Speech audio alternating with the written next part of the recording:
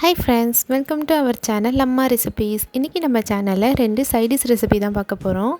இதை டிஃபன் கூட சேர்த்து சாப்பிட்டாலும் நல்லா தான் இருக்கும், ரைஸ் கூட சாப்பிட்டாலும் நல்லா தான் இருக்கும். வாங்க என்ன ரெசிபின்னு பார்க்கலாம். அதுக்கு முன்னாடி நம்ம சேனலில் சப்ஸ்கிரைப் பண்ணாதவங்க கண்டிப்பாக சப்ஸ்கிரைப் பண்ணிக்கோங்க. மறக்காமல் பக்கத்தில் ஒரு பெல் ஐக்கானே கிளிக் பண்ணிக்கோங்க. இப்போ வாங்க வீடியோக்குள்ளே போகலாம்.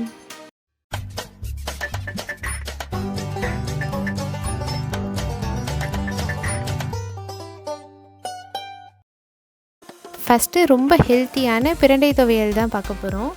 பிஞ்சாக உள்ள பிரண்டையாக பார்த்து எடுத்துக்கணும். எடுத்துகிட்டு மேலே உள்ள தோலை நீக்கிட்டு நம்ம எடுத்துக்கலாம்.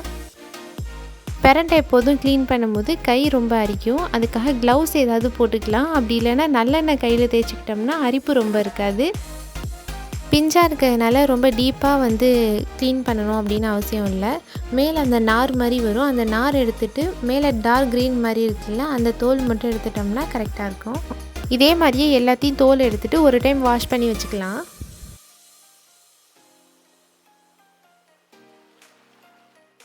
வாஷ் பண்ண பிறகு ஒரு கடாயில் 2லேருந்து 3 டேபிள் ஸ்பூன் அளவுக்கு நல்லெண்ணெய் சேர்த்துக்கலாம். காரத்துக்கு ஏற்ற மாதிரி காஞ்ச மிளகாய் சேர்த்துக்கணும். சேர்த்து அந்த நல்லெண்ணெயில் நல்லா வதக்கி எடுத்துக்கலாம். இந்த டைமில் ஸ்டவ் சிம்மில் தான் இருக்கும். ஹை ஃப்ளேமில் இருந்தால் மிளகாய் கருகி போயிடும், அதனால் சிம்லேயே வச்சுக்கலாம். ரொம்ப வதக்கணும்னு இல்லை, லைட்டாக அந்த மிளகாயோட ஸ்மெல் வர அளவுக்கு வதக்கி எடுத்துக்கலாம். நெக்ஸ்ட்டு சின்ன லெமன் சைஸ் புளி எடுத்து அதையும் நம்ம எண்ணெயிலே வதக்கி எடுத்துக்கலாம். புளியோட புளிப்பு தன்மைக்கு ஏற்ற மாதிரி நம்ம புளி சேர்த்துக்கலாம். சில புளி ரொம்ப புளிக்கும், சில புளி புளிக்காது. அதுக்கு தகுந்த மாதிரி நம்ம புளி சேர்த்து அதையும் நம்ம எண்ணெயிலே வதக்கி எடுத்துக்கணும். நெக்ஸ்ட்டு 15லேருந்து 20 பல் பூண்டு எடுத்து அதையும் நம்ம எண்ணெயிலே நல்லா வதக்கி எடுத்துக்கலாம். ஸ்டவ் மீடியம் இல்லைன்னா லோ ஃப்ளேம்லேயே வச்சுக்கலாம். அப்போ தான் அந்த எண்ணெயில் பூண்டு நல்லா வதங்கும்.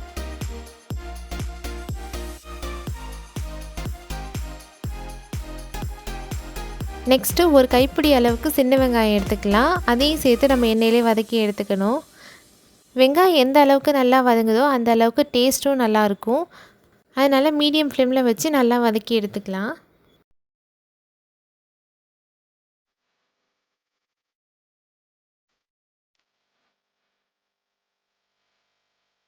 எண்ணெய் கம்மியாகிட்டு இப்போ ஒரு டேபிள் ஸ்பூன் அளவுக்கு எண்ணெய் சேர்த்து நம்ம க்ளீன் பண்ணி வாஷ் பண்ணி வச்சுருக்க பிரண்டை அதில் சேர்த்து நல்லா வதக்கிக்கலாம்.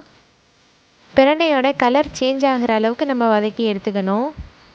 ஸ்டவ் லோ ஃப்ளேம்லேயே வச்சு நல்லா நம்ம வதக்கி எடுத்துக்கலாம்.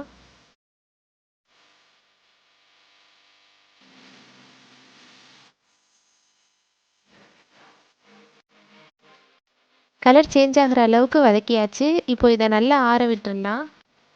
நெக்ஸ்ட்டு ஒரு மிக்ஸி ஜாரில் நம்ம வதக்கி வச்ச காஞ்ச மிளகா, புளி, உப்பு இது 3த்தையும் சேர்த்து ஃபஸ்ட்டு அரைச்சி எடுத்துக்கலாம். புளி சேர்க்குறப்ப அப்படியே சேர்க்க வேணாம், அரையாது. அதனால் சின்ன சின்ன பீஸாக நம்ம உடச்சி சேர்த்துக்கலாம்.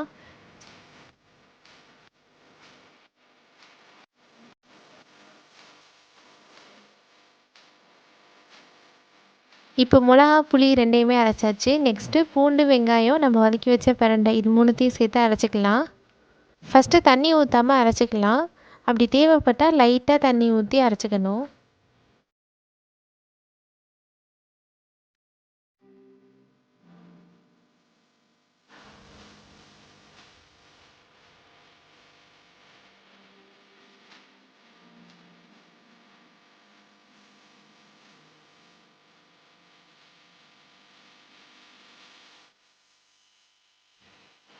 சூப்பரான பிரண்டை துவையல் ரெடி ஆயிடுச்சு.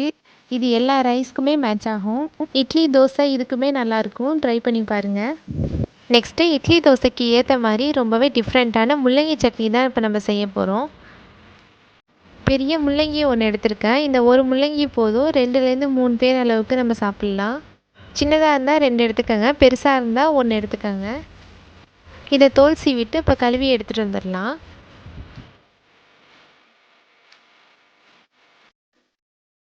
கழுவியாச்சு. இப்போ இதை ஸ்லைஸாக கட் பண்ணிக்கலாம். குழம்புக்கு கட் பண்ணுற மாதிரி மொத்தமாலாம் கட் பண்ணக்கூடாது, ரொம்ப ஸ்லைஸாக கட் பண்ணணும். எந்த அளவுக்கு நம்ம மெல்லிஸாக கட் பண்ண முடியுமோ அந்த அளவுக்கு கட் பண்ணி எடுத்துக்கலாம். எல்லாத்தையும் மெல்லிஸாக இது மாதிரி கட் பண்ணியாச்சு. நெக்ஸ்ட்டு வதக்க ஸ்டார்ட் பண்ணிடலாம். ஒரு கடாயில் 1லேருந்து 2 டேபிள் ஸ்பூன் அளவுக்கு கடலெண்ணெய் சேர்த்துக்கணும். எண்ணெய் நல்லா சூடானதும் ஒரு சின்ன பீஸ் பெருங்காயம் சேர்த்துக்கணும். ஸ்டவ் லோ ஃப்ளேம்லேயே இருக்கட்டும், அப்போ தான் பெருங்காயம் நல்லா பொரிஞ்சு வரும்.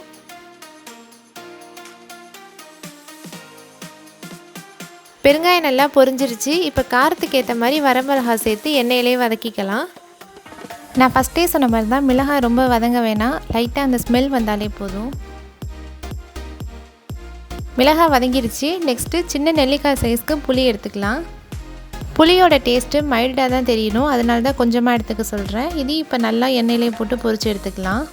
புளி வேணாங்கிறவங்க பாதி தக்காளி வதக்கி வச்சுக்கலாம். அப்படி புளி வச்சாலுமே லைட்டாக வைங்க, ஏன்னா ரொம்ப புளிக்க ஆரம்பிச்சிடும். புளிப்பு வேணான்னா ஸ்கிப் பண்ணிடலாம். அடுத்து கட் பண்ணி வச்சுருக்க முள்ளங்கியும் சேர்த்து நல்லா வதக்கிக்கலாம்.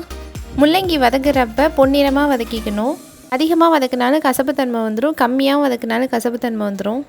வதங்கிருச்சு. இப்போ இது நல்லா ஆறட்டும். நெக்ஸ்ட்டு ஒரு மிக்ஸி ஜார் எடுத்து நம்ம மிளகா, புளி, பெருங்காயம் இதெல்லாம் வதக்கி வச்சுருந்தோம்ல, அதெல்லாம் நம்ம ஒன்று ஒன்றா சேர்த்து அரைச்சி எடுத்துக்கலாம். மிளகாய், பெருங்காயம் ரெண்டுத்தையும் நல்லா ட்ரையாக அரைச்சிக்கிட்டு அதுக்கப்புறம் புளியும் முள்ளங்கியும் சேர்த்து அரைச்சிக்கணும். அப்போ லைட்டாக தண்ணி ஊற்றி நம்ம அரைச்சிக்கலாம்.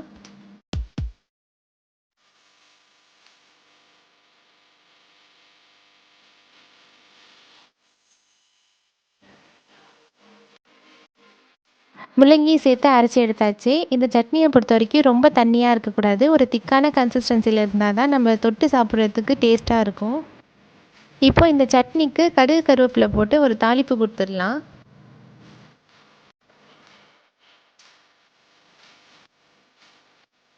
சுட சுட இட்லியும் ரொம்ப டேஸ்ட்டான முள்ளங்கி சட்னியும் ரெடி பண்ணிட்டோம். இந்த காம்பினேஷன் பயங்கர டேஸ்ட்டாக இருக்கும். என்னோடய மோஸ்ட் ஃபேவரட்டான ஒரு ரெசிபி இது. கண்டிப்பாக நீங்களும் வீட்டில் ட்ரை பண்ணி பாருங்கள். எனக்கு பர்சனலாக இட்லியை விட தோசைக்கு வச்சு சாப்பிட்றது தான் ரொம்ப பிடிக்கும். வீடியோ உங்களுக்கு பிடிச்சிருந்துச்சுன்னா லைக் பண்ணுங்கள், ஷேர் பண்ணுங்கள், கமெண்ட் பண்ணுங்கள். மறக்காமல் நம்ம சேனலுக்கு சப்ஸ்கிரைப் பண்ணிக்கோங்க. பக்கத்தில் உள்ள பெல் ஐக்கானே கிளிக் பண்ணிக்கோங்க. அப்போ தான் நான் போகிற ஒவ்வொரு வீடியோஸும் உங்களுக்கு நோட்டிஃபை ஆகும். தேங்க்ஸ் ஃபார் வாட்சிங்.